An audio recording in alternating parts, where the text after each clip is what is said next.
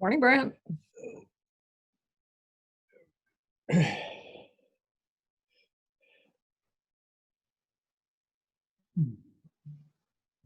Can you see or hear me? Yeah. I can hear you. I can't see you. Morning, Brent. Hi, Steve. Can't believe you two are sitting together. What's the marriage counseling's worked? Weak internet. Sometimes when we're both on Zoom at the same time, one of us gets booted off. And since one of us is the worship leader, we figured we maybe shouldn't try that today. I thought maybe the therapy was working. What do you say? He hoped the therapy was working. Oh, yeah. Marriage counseling and Right. therapy. And there's Daniel joining us from the Mel Simon Cancer Center. Hello, hello. From my suite at the Melvin Simon Cancer Center in beautiful downtown Indianapolis. Good to see you. Yeah, I wondered if you would be available this week. That's good to be seen. This is not really a debilitating kind of thing. They tell you to look, be prepared for sore throat and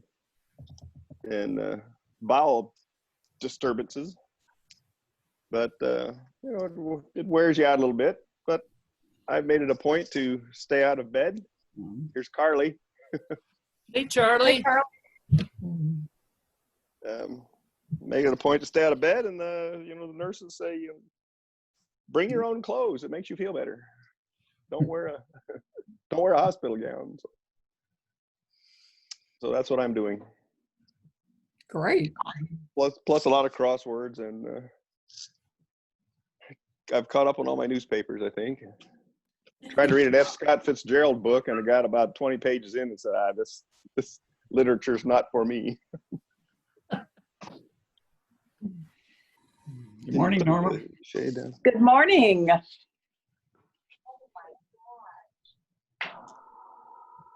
Good to see the Hesselmans also.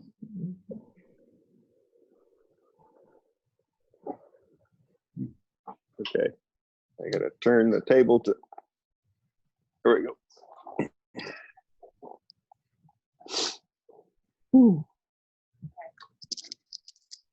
I'll head back. Oh, my patient forever. I'll be back later. Put an hour lunch on this unit. I'll be back for lunch.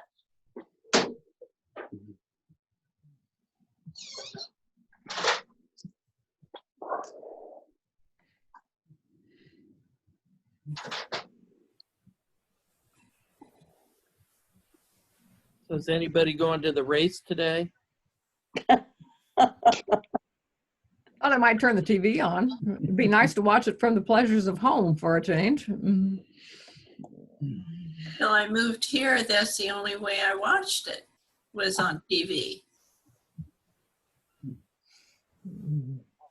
So I came here and I thought, okay, race time. And I thought, well, darn.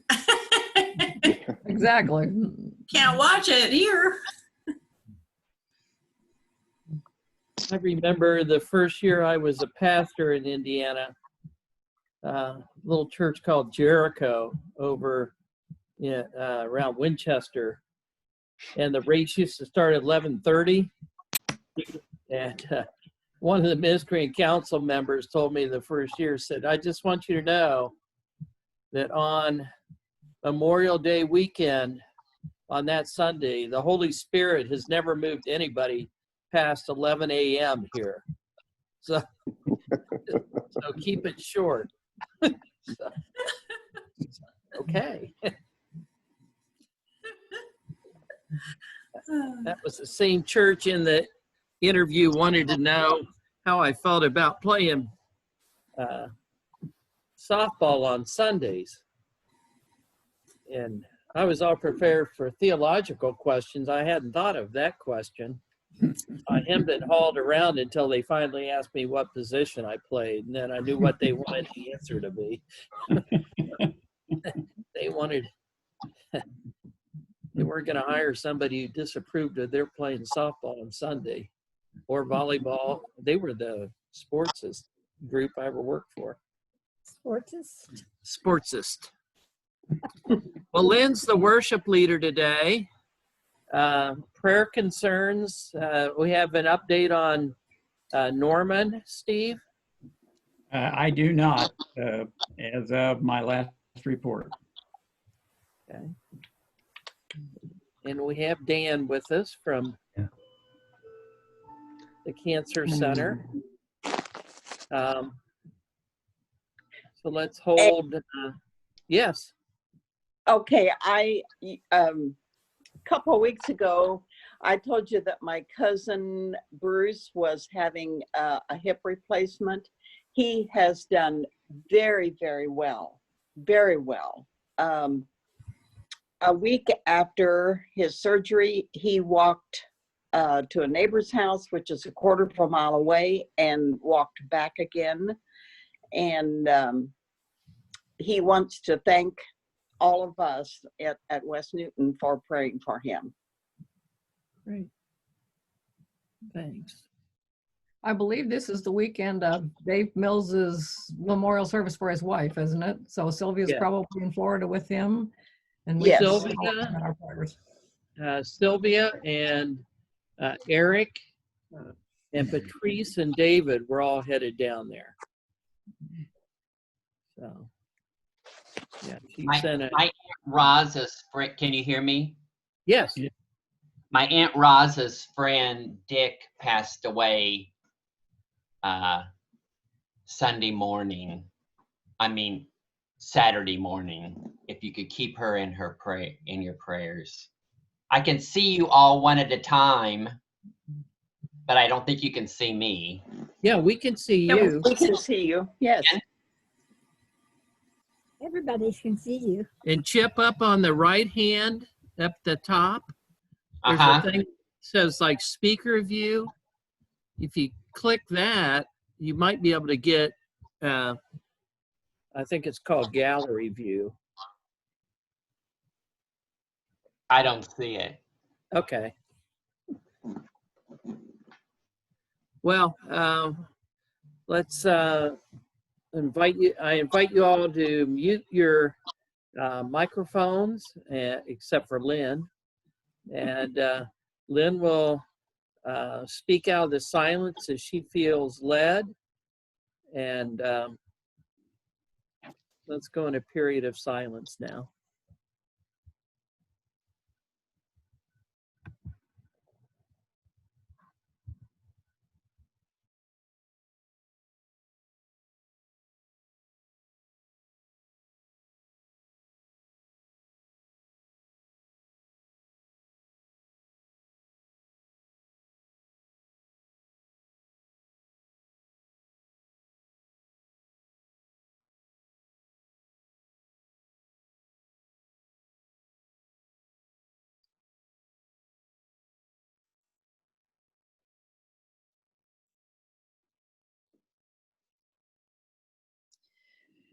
When I'm asked to lead meeting for worship, a lot of my sermon preparation takes place while I'm walking. An idea will come to me and I'll talk to myself while I'm walking and get it all kind of worked out in my head. Then I'll sit down at the computer and type it out. And usually by that time, it pretty well writes itself. This was not one of those times. I thought about a couple of ideas and I tried to work them through, but I kept running into walls. The analogy that I really wanted to use didn't work. And then I couldn't get the application to today to work either. One morning, I was struggling with needing to say something worthwhile and also considering another opportunity to take on another responsibility, and I was feeling overwhelmed by both of them. Feeling inadequate or not enough is not a new experience for me. It's my emotional Achilles heel. In my head were thoughts like, well, I never wanted to be a preacher anyway. I don't know why I always agree to lead meeting when Norma asks me to. And I'm not sure I really want to do this other opportunity. And I certainly don't want the hassle that might be involved. So as is my habit most mornings, I sat in my favorite chair in the sunroom for my morning devotions with those thoughts swirling around in my head.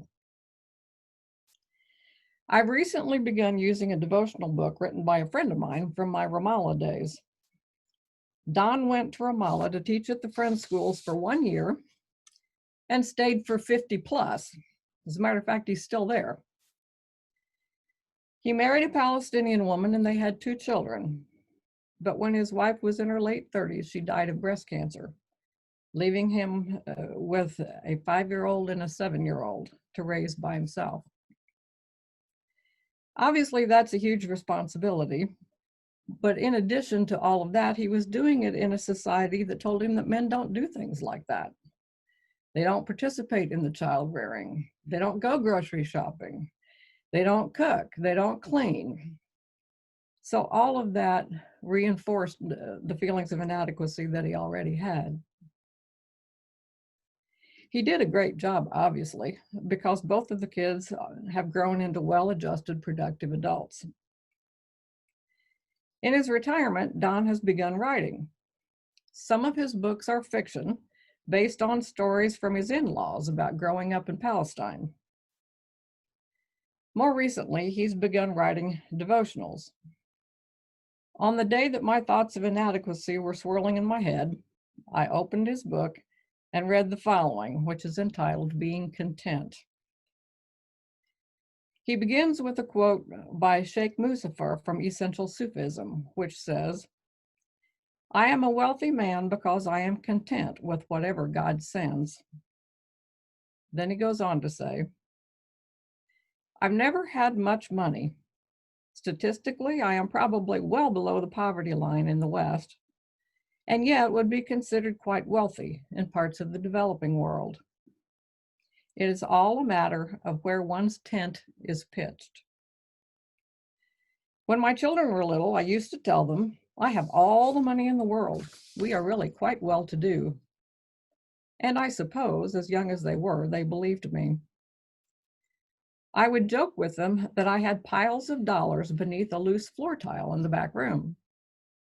There was a loose tile in the back bedroom, and I would joke with the kids that the pile of money was so high that the tile didn't rest evenly. If we really thought we needed something, I would say to the kids somewhat reluctantly, well, I could write a check. Then we would decide it would be so much better to save and pay cash. I was a wealthy man because I was content to make do. I bought cheap fabric from a place that sold remnants by weight and made curtains, sheets, pillowcases, and aprons, clothes for Barbie, and stuffed animals. I bought the kids' underwear and pajamas from boxes the merchant had on the street in front of his shop. I found looking into dustbins compulsive. Who knew what treasures someone had thrown away? I would find a treasure and think, Allah knew I would be passing this way. I was wealthy because I was content with whatever God sent me. Once, a visitor looking through the rooms in my home asked where I had acquired a particular lithograph. The dustbin. Where I had gotten the antique birdcage hanging in the veranda. The dustbin. Where I had purchased the brass planter. The dustbin. Our wealth is measured perhaps not in what we have, but in terms of what we don't need. In my 7+ decades, I realized that I have always had enough, that Allah has always taken care of me, that He has always sent me what I really needed.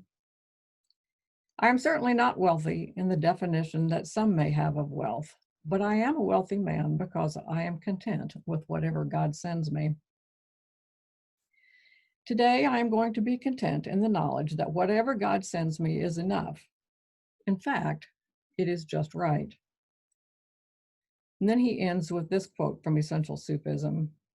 If your words are truthful, if you are good-tempered, if you are moderate in taking food, and if you are trustworthy, then you are rich and should not regret the possessions that you may not have. It is very easy in our world today to look around and see lack. Some people don't have enough to eat. Some are facing the possibility of becoming homeless and other challenges. While I don't think any of us are facing those situations ourselves, it's easy to feel the pain and see the injustice of these situations and feel inadequate to respond. Some of us are facing other challenges for which we may feel inadequate. When these feelings of inadequacy overtake me, I find it helpful to sit quietly, take a few deep breaths, and invite God to bring calm to my soul.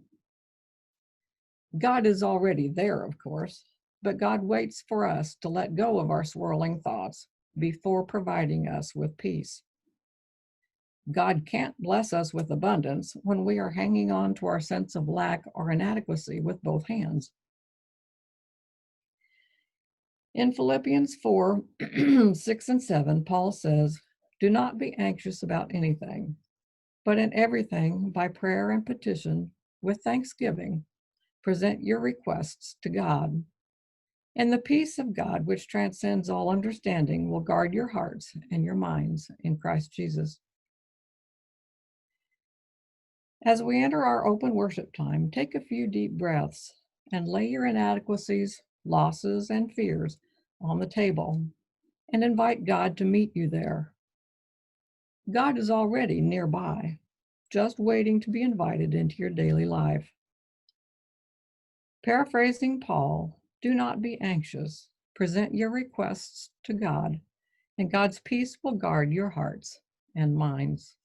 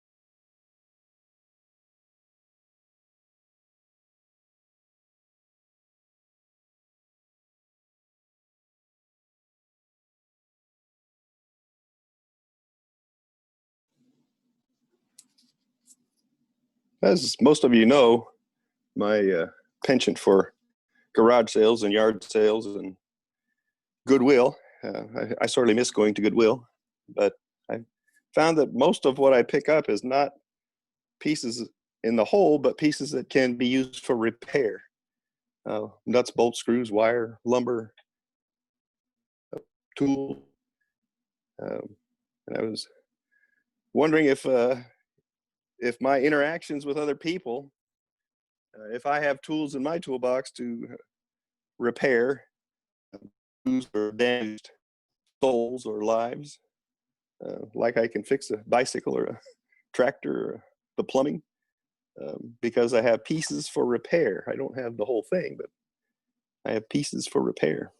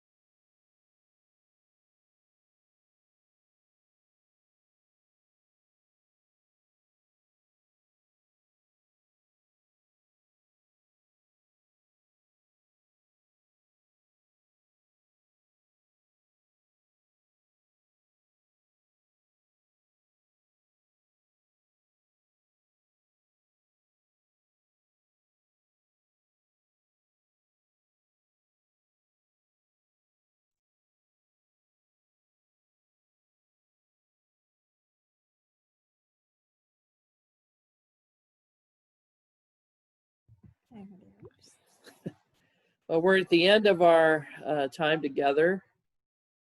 Thanks to Lynn for your message. And are there other things that we need to share before we dismiss?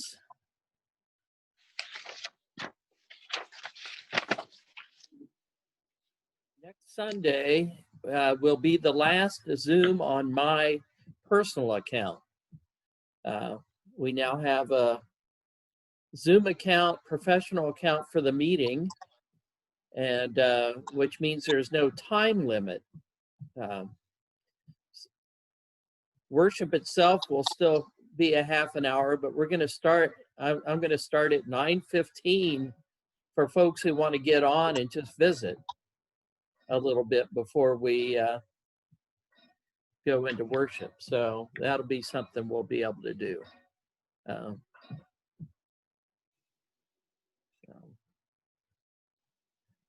So I'll send out the links as I do every week, but these links are still good for next week. After that, there'll be new links that we'll use, and they'll be on our website, and Lynn's put them in the newsletter, and they'll be on Facebook as well. So, well, thank you all for joining us. Good to see everybody.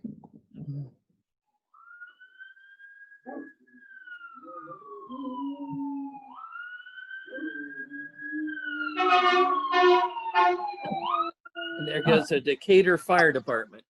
Yeah, past my house. Fortunately, it kept on going. Yeah. Bye. Bye.